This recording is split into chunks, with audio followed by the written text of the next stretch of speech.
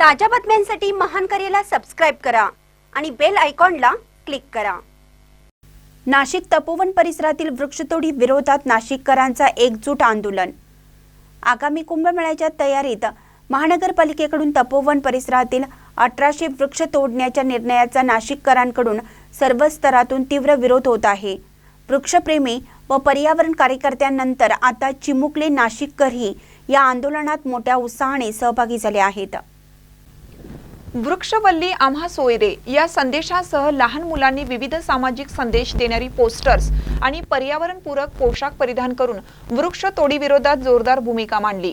नैसर्गिक संतुलन, प्रदूषण नियंत्रण आणि शहराच्या पर्यावरणीय भविष्याच्या दृष्टीने वृक्षांचे महत्त्व मुलांनी अनोख्या पद्धतीने जनतेपर्यंत पोहोचवले। तपोवनातील वृक्षतोड रोखण्यासाठी नागरिक, संस्था, पर्यावरण प्रेमी आणि आता लहान मुले एकत्र येत असल्याने या आंदोलनाला व्यापक लोकसमर्थन मिळत आहे। शहराचे फुफ्फुस मानल्या जाणाऱ्या तपोवनातील हिरवाईचे संरक्षण करण्यासाठी मनपाने हा निर्णय पुनर्विचारावा अशी मागणी नाशिककरांकडून होत आहे।